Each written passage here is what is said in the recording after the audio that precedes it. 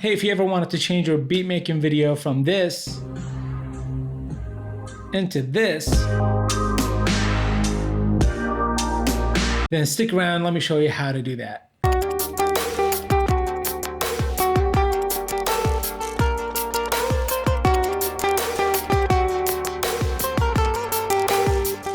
What's going on, guys? My name is Adil Constantine. I'm a musician here on YouTube and social media.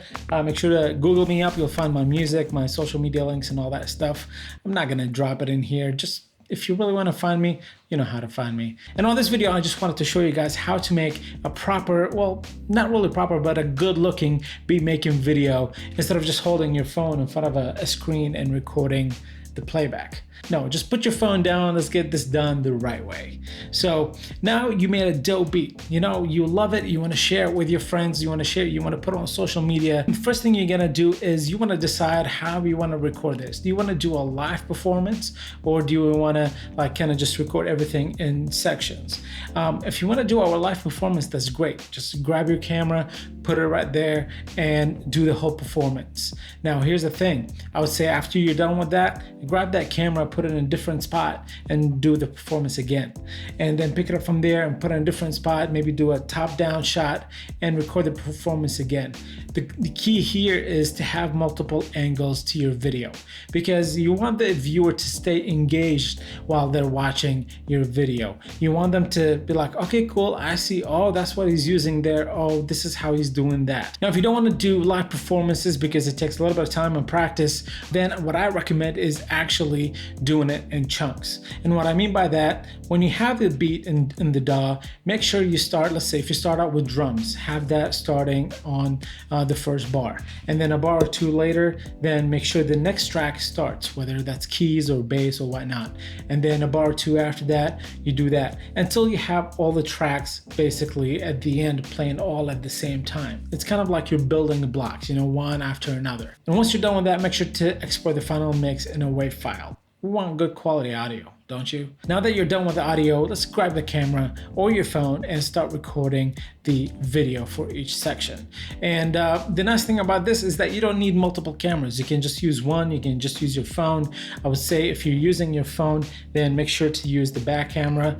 Here's a quick tip, by the way. If you are an Apple guy like myself, grab your iPhone, grab your Apple Watch, and then what you can do, you can open up the camera, and then you can have the preview on your watch, and you can trigger the camera shutter from there. I found that out when I was making beat videos at the coffee shop, and I was like, this is perfect. I don't even need to pull out my camera. But anyways, once you're done with recording the whole thing, then at that point, it's time to grab all these files and dump them into your computer and fire up your favorite video editing software. I don't know why I said it like that. But anyways, everybody has their own preferred video editing software. If you're new to that, I recommend starting out with DaVinci Resolve. I actually still use this. I used to use Adobe Premiere Pro, but I hate paying for that subscription every month. And with DaVinci Resolve, you can get a really good software for free. They have a paid version and a free version, and there's really not much difference between the two. The paid, I think, is more for like a team collaboration type of thing, and a few extra bells and whistles. All right, so now that you have all the footage, you put it into your computer, import them into your video editing software. Now, the first thing you want to do is check the project settings. If you're gonna put this on YouTube, then you can keep the dimensions at 1920 by 1080. And that's assuming you're shooting in 1080. But if you're gonna be putting this on Instagram, TikTok, or Twitter, and you want that full vertical, view, then I recommend flipping those numbers around to make sure it's 1080 by 1920.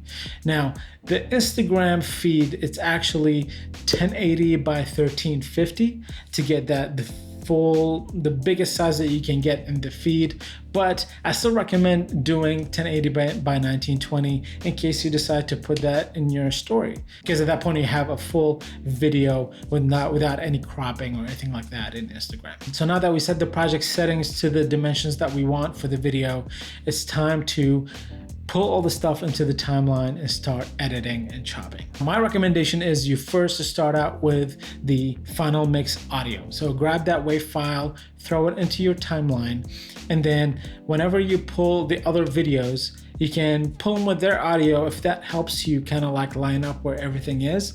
But for me, what I do after I add my final mix audio is that I disable the audio tracks. That way at that point when I pull in those video files, it doesn't bring in their audio. And I make sure that I pull them all in an order. And basically whatever that track, the first track you started with, whether it's drums or keys or whatever, you start with that and move forward. Which is why I said when you're recording those different sections is that, you know, record, stop, so that way you have all these files separately organized. So at that point, it's a lot of, you know, just matching up, you know, the playing with the audio itself. So you're gonna chop and edit all the stuff until you have everything lined up with the audio. Now that you got that, make sure you export it. Some video editing software, they have presets for YouTube and whatnot. You can use that, or at least just make sure that the dimensions are staying the same when you export. And after that, once you export it out, you can airdrop it into your iPhone if you're on the Apple ecosystem, or you can use, you know, cable the old way with a USB cable. I'm gonna plug it into a USB port on the computer, and I'm just gonna choose this one right here.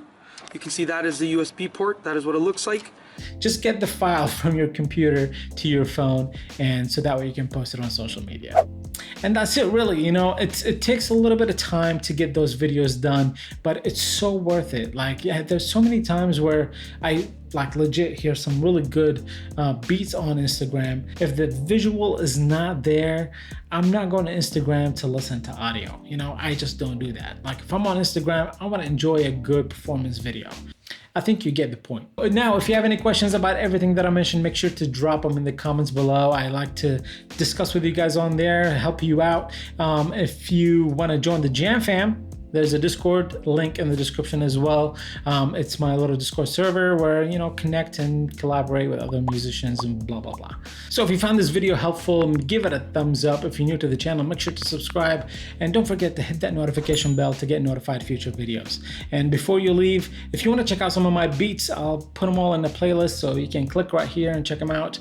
Also, if you're into streaming and you want to get that audio from your DAW into OBS without latency to kind of get it out to Twitch and whatnot, then I highly recommend watch this video right here. It's really good. All right, I'll see you guys later. Have a good one, stay safe, and keep making music. Peace.